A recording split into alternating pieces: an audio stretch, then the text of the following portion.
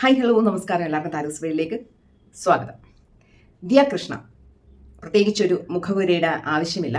ദിയ കൃഷ്ണയുടെ ഒരു പോസ്റ്റാണ് ഇപ്പം വൈറലായിക്കൊണ്ടിരിക്കുന്നത്.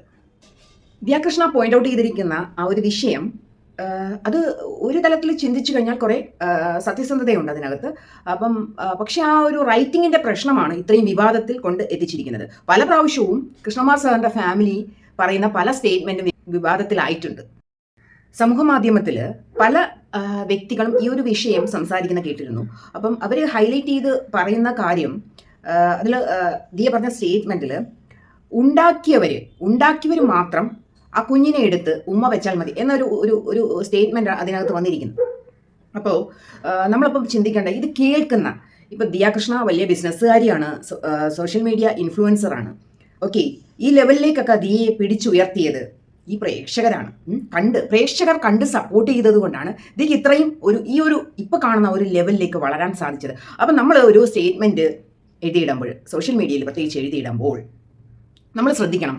എന്താണെന്ന് വെച്ചാൽ അത് വായിക്കുന്ന പ്രേക്ഷകൻ ഹേർട്ട് ആവുമോ, അവരത് ഏത് രീതിയിൽ എടുക്കും എന്നൊരു ചിന്ത ഇല്ലാതെ ഇത്രയും എഡ്യൂക്കേറ്റഡ് ആയിട്ടുള്ള ദിയയിൽ നിന്നും ഇങ്ങനെ ഒരു സംഭവം ഉണ്ടായത് ഭയങ്കര വിഷമകരമായ ഒരു കാര്യമാണ്. അപ്പോൾ ദിയ പറഞ്ഞിരിക്കുന്ന ആ ഒരു ആംഗിളിൽ വായിച്ചു കഴിഞ്ഞാൽ ഇവിടെ മക്കളില്ലാതെ വിഷമിക്കുന്ന ഒരുപാട് വ്യക്തികളുണ്ട്. അവരിപ്പം ഒരു അനാഥാലയത്തിൽ പോയിട്ട് ഒരു കുഞ്ഞിനെ ദത്തെടുക്കുകയാണേ. ദിയയുടെ സ്റ്റേറ്റ്മെൻറ്റ് വെച്ച് നോക്കണം. ദിയ പറഞ്ഞിരിക്കുന്നത് ഉണ്ടാക്കിയവരാണ്. ദിയയുടെ സ്റ്റേറ്റ്മെൻ്റ് ആണേ, ഞാൻ പറയുന്നതല്ല. ഉണ്ടാക്കിയവർ മാത്രം ഉമ്മ വെച്ചാൽ മതി എന്നൊരു സ്റ്റേറ്റ്മെൻ്റ് ആണ് ദിയ പറഞ്ഞിരിക്കുന്നത്. അങ്ങനെയാണെങ്കിൽ ഈ ദത്തെടുക്കുന്നവർ എന്ത് ചെയ്യും? അവരുടെ മക്കളല്ലല്ലോ. ആ കുട്ടിയെ കൊണ്ടുവന്ന് അവർ സ്നേഹത്തോടെ വളർത്തുമ്പോൾ അവർക്ക് ഉമ്മ വയ്ക്കാനുള്ള സ്വാതന്ത്ര്യമില്ലേ? എന്താണ് ദിയ ഉദ്ദേശിച്ചത്? പിന്നെ അതിൻ്റെ വേറൊരു തലത്തിലേക്ക് വരുമ്പോൾ ഈ ഉമ്മ വയ്ക്കുക എന്നുള്ളത്, കൊച്ചുകുട്ടികളെ ഉമ്മ വയ്ക്കുക എന്ന് പറയുന്നത് അത് വളരെ തെറ്റായ ഒരു കാര്യം തന്നെയാണ്. ദിയ ഉദ്ദേശിച്ചത് വളരെ കറക്റ്റാണ്.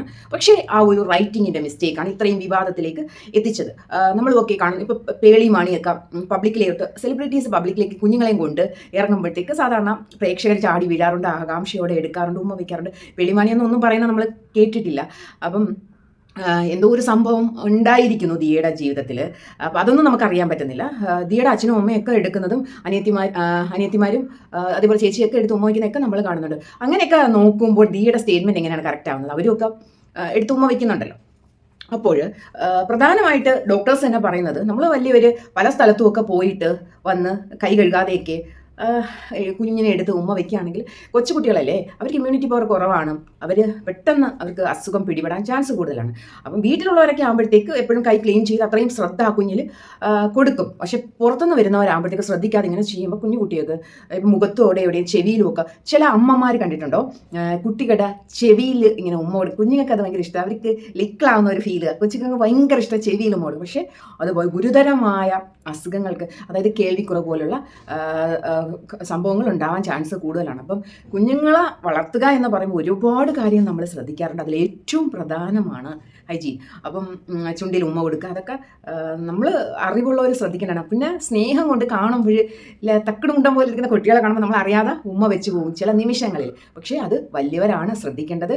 പ്രത്യേകിച്ച് അച്ഛനും അമ്മയും അവരുടെ അടുത്ത് പറഞ്ഞു കൊടുക്കുക അങ്ങനെ ചെയ്യരുത് എന്ന്.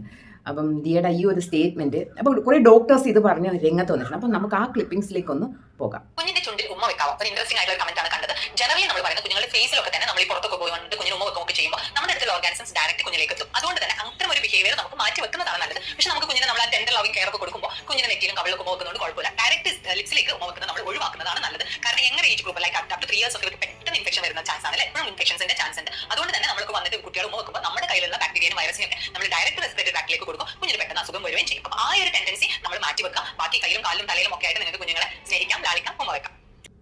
കുഞ്ഞുങ്ങളെ എല്ലാവർക്കും ഇഷ്ടം. പക്ഷെ കുഞ്ഞുങ്ങളെ ഉമ്മ വയ്ക്കാൻ കൊടുക്കല്ലേ. ഇത് പറയാൻ കാര്യം ഒന്നും. കഴിഞ്ഞ ദിവസം എന്നെ കാണാൻ വന്നൊരു കുഞ്ഞു അറിയുന്നത്, കുഞ്ഞുവയ്ക്ക് ഏകദേശം 30-30 ദിവസം പ്രായമാണ്. അവർ 28 കിട്ടിയ ശേഷം കുഞ്ഞുവയ്ക്ക് കവക്കെട്ടും ഭയങ്കര ന്യൂമോണിയ ആയിട്ടാണ് എന്നെ കാണാൻ വന്നത്. ചോദിച്ചു പറഞ്ഞു കുഞ്ഞുങ്ങളെ ചടങ്ങ് നടത്തിയ ശേഷം ഒരുപാട് പേര് കുഞ്ഞിനെ എടുക്കുകയും ഉമ്മ വയ്ക്കുകയൊക്കെ ചെയ്യുന്നു. അപ്പോൾ എല്ലാവരും ചോദിക്കും ഞാൻ അങ്ങനെ ഡോക്ടറെ കൊടുക്കാതിരിക്കുന്നത്, എല്ലാവരും പിണങ്ങില്ലെന്ന്. നമ്മുടെ കുഞ്ഞുവയ്ക്ക് ഈ ഒരു സീസണിൽ റെസ്പിറേറ്ററി ഇൻഫെക്ഷൻസ് സ്പ്രെഡ് ചെയ്യുന്നുണ്ട്, ഒരുപാട് പനികളുണ്ട്, പലർക്കും അസുഖം ഉണ്ടാവില്ല. എടുക്കുന്നവർ ചിലപ്പോൾ പനിയൊന്നും ഉണ്ടാവത്തില്ല, പക്ഷേ അവർ ആ വൈറസിനെയോ ബാക്ടീരിയോ ഒക്കെ കാരിയേഴ്സ് ആയിരിക്കും. ഇൻക്യുബേഷൻ പീരീഡിലായിരിക്കും. ഇൻക്യുബേഷൻ പീരീഡ് എന്ന് പറഞ്ഞാൽ രോഗലക്ഷണങ്ങളൊന്നും തന്നെ കാണിക്കാതെ ആൾക്കാരുടെ ഉള്ളിൽ വൈറസോ ബാക്ടീരിയോ ഒക്കെ ഉണ്ടായിരിക്കും, ഇൻഫെക്റ്റഡ് ആയിരിക്കും. അപ്പോൾ അങ്ങനെയുള്ള അവസ്ഥയിൽ നമ്മൾ കുഞ്ഞിനെ എടുത്ത് ഉമ്മ വയ്ക്കുമ്പോൾ ചുണ്ടിലായാലും കവിളിലായാലും നെറ്റിയിലായാലും എവിടെയാണെങ്കിലും കുഞ്ഞു അവരുടെ കയ്യിലെടുത്ത് നമ്മൾ ഒരുപാട് നേരം വെക്കുമ്പോൾ നമ്മുടെ ശരീരത്തിൽ നിന്ന് ആ ഒരു വൈറസ് അല്ലെങ്കിൽ ബാക്ടീരിയ കുഞ്ഞിന് കിട്ടും. അപ്പോൾ ഈ കുഞ്ഞിന് നല്ല ന്യൂമോണിയ ആയി അഡ്മിറ്റ് ചെയ്യേണ്ട ആവശ്യമൊക്കെ നമുക്ക് കുഞ്ഞുങ്ങൾക്ക് നമ്മൾ ഉമ്മ വയ്ക്കാൻ കൊടുക്കാതിരിക്കുക. അത് നമ്മൾ ആരും എല്ലാവരും മനസ്സിലാക്കേണ്ട കാര്യം. കുഞ്ഞുങ്ങളെ നമുക്ക് അച്ഛൻ്റെ അമ്മയുടെ കയ്യിൽ നമുക്ക് കണ്ടാൽ പോരെ. കുഞ്ഞുങ്ങളെ എടുത്ത് എന്തിനാ ഉമ്മ വയ്ക്കുന്നത്? ഉമ്മ വയ്ക്കുമ്പോൾ അവരുടെ ആരോഗ്യത്തെ ബാധിക്കില്ലേ?